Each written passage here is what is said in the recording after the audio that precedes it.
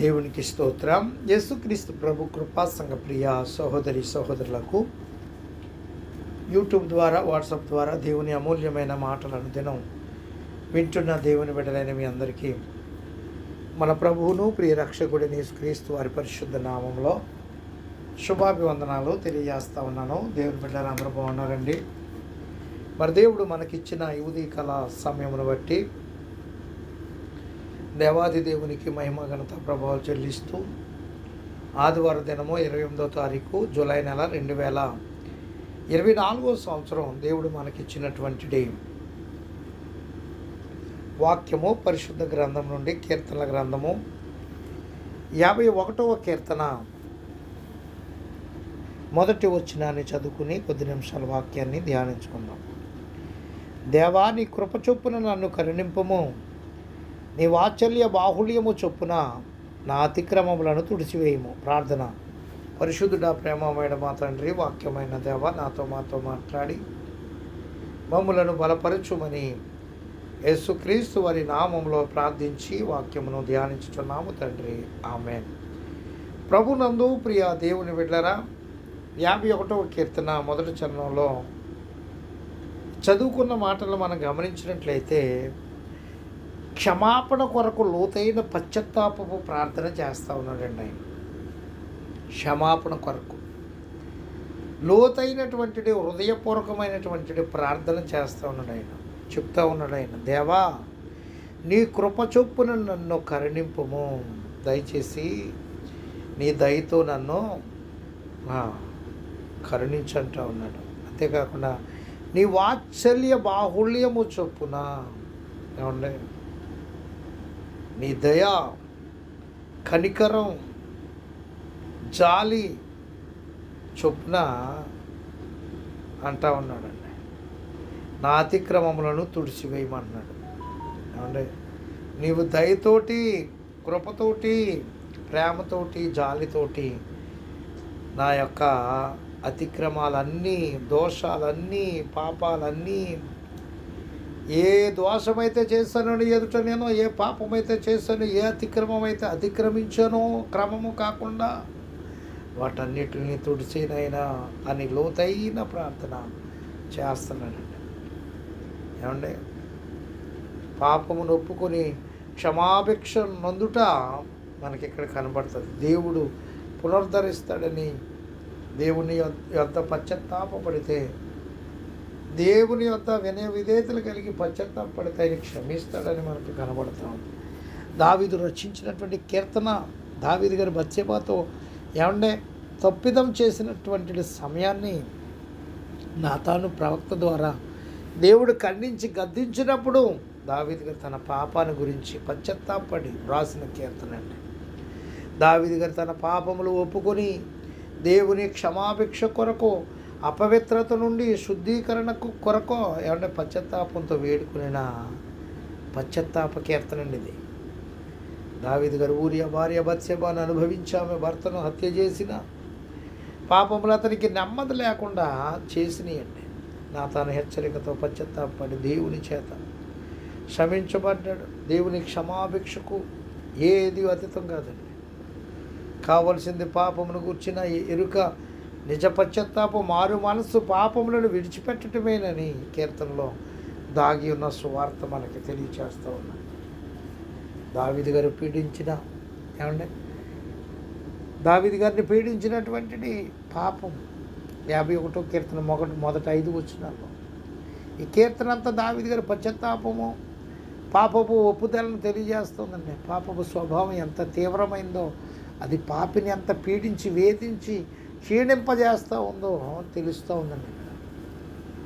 మొదటి 2 వచనాల్లో పాపపు స్వభావం. 2వ వచనం చూస్తే, నా దోషం పోవునట్లు నన్ను బాగుగా కడుగుమో, నా పాపం పోవునట్లు నన్ను పవిత్రపరచుము అంటా ఉన్నాడు ఇక్కడ.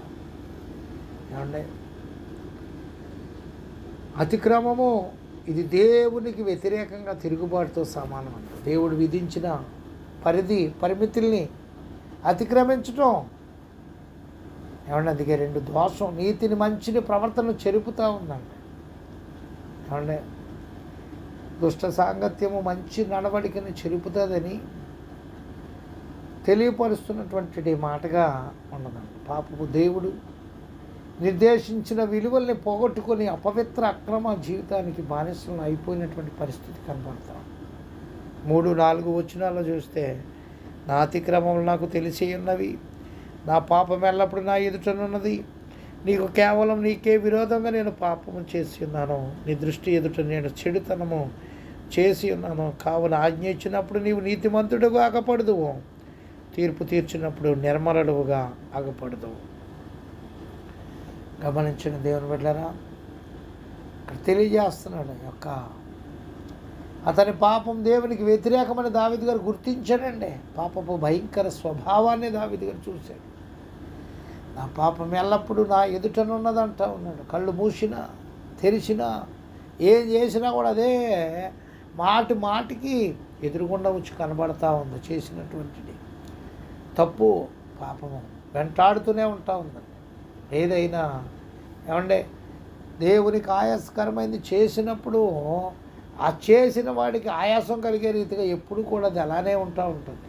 ఏమంటే ఆయాసం కలిగించే రీతిగా ఎప్పుడు అది ఆ సమస్యలు గుర్తొచ్చినప్పుడల్లా ఎంతో భయము కలిగే రీతిగా ఉంటా ఉంటుంది.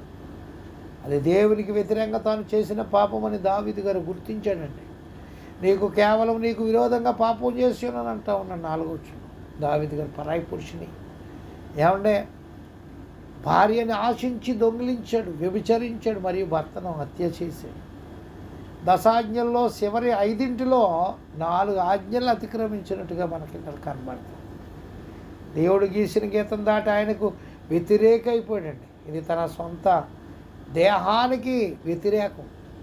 1 కొరింథీ 6:18 ఏమంటే పొరుగువానికి వ్యతిరేకం అయితే దేవుని చిత్తానికి వ్యతిరేకంగా చేసిన గొప్ప తిరుగుబాటే పాపం అండి. అందుకే యోసేపు పాపం చేయటానికి అవకాశం వచ్చినా కూడా ఆయన ఏ మాత్రం ఒప్పుకోలేదండి, తప్పుకున్నాడండి.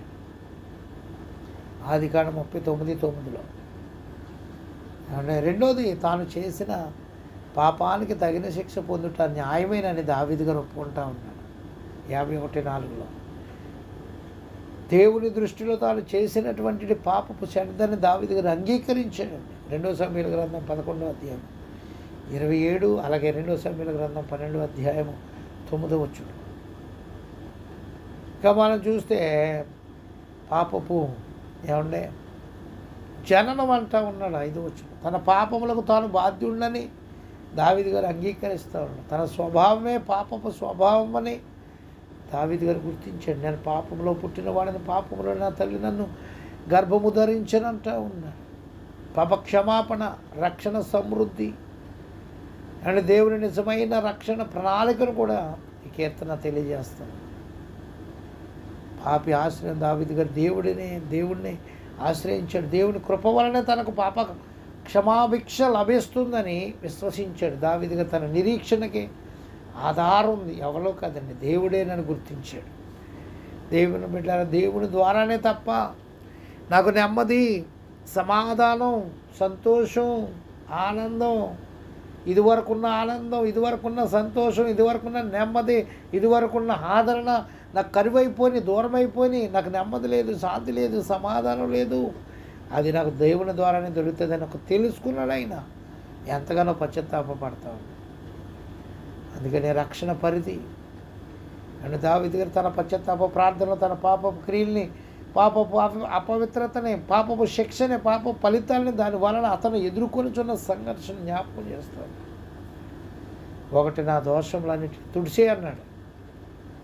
ఏమండి పౌలు గారు సమాధానం ఇస్తూ క్రీస్తు సిలువలో కొట్టివేయబడినవని తెలియజేస్తూ ఉన్నాడండి. కొలస్సీలకు రాసిన పత్రికలో 2వ అధ్యాయం 13-14 ఏమండి క్రీస్తు సిలువ ద్వారానే కొట్టివేయబడ్డాయి. అది రెండోది, కడుగుము అంటే పవిత్రపరచుము, పరిహరింపుము. 51వ కీర్తన 2-7 వచనాలు ఈ పదాలు ఆచార పవిత్రతకే ఉద్దేశించబడినవైనప్పటికీ దావీదు గారు తన అంతరంగిక ఆత్మీయ శుద్ధిని ఉద్దేశించి వ్రాస్తా ఉన్నాడు. అంతర్యమునకు జ్ఞానం తెలియజేయదు అంటున్నాడు. ఏమంటే ఉత్సాహ సంతోషంలో నింపుము అంటున్నాడు. శుద్ధ హృదయం కలుగజేయమంటున్నాడు. నీ సన్నిధిలో నన్ను త్రోసేయొద్దయ్యా అంటూ ఉన్నాడు.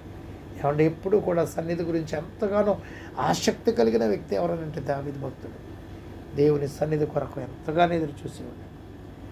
పాపి యొక్క పునరుద్ధరణ అనంతర సేవ దేవుని సంతృప్తి పరుస్తుందని దావీదు అనేక తీర్మానాలు చేస్తూ ఉన్నాడు. రక్షణ ఆనందంతో దేవుని సేవ చేయడం తృప్తిపరుస్తూ తప్పిస్తూ ఉన్నాడు. త్రావలను బోధించదని అంటూ ఉన్నాడు. నీతిని గూర్చి ఉత్సాహగానం చేస్తానన్నాడు. దీవెనకరంగా ఉంటానంటున్నాడు. నా జీవితం మారిన బ్రతుకు ద్వారా ఇతరులకి దీవెనకరంగా జీవిస్తానని తీర్మానించుకున్నాడు. తన పాపం వలన తన రాజ్యంలో ప్రజలపైన ఉన్న చెడు ప్రభావాన్ని తొలగించినంతగా మంచి జీవితం జీవించాలని తీర్మానించుకున్నాడు. దేవుని బిడ్డలారా, పొరపాట్లు చేసినటువంటి ప్రతి ఒక్కరూ తీర్మానించుకుని వాటికి దూరంగా ఉండి దేవునికి దగ్గరగా ఉండి పశ్చాత్తాపంతో ఉన్నప్పుడు దేవుడికి క్షమించువాడై ఉండడం ప్రభునామం తెలియజేస్తే మాటలని ముగిస్తూ ఉన్నాను. దేవుడి కొద్ది మాటలు మన వెనుకడిలో దీవించునుగాక. తండ్రి కుమార పరిశుద్ధాత్మద్రేక దేవుని దీవెన మనెల్లరికూ తోడై ఉండనుగాక. ఆమేన్. ప్రభు పనిలో మీ ఆత్మీయ సహోదరుడు పాస్టర్ ఎలీషా రాజ్ మస్కట్ నుండి. God bless you all.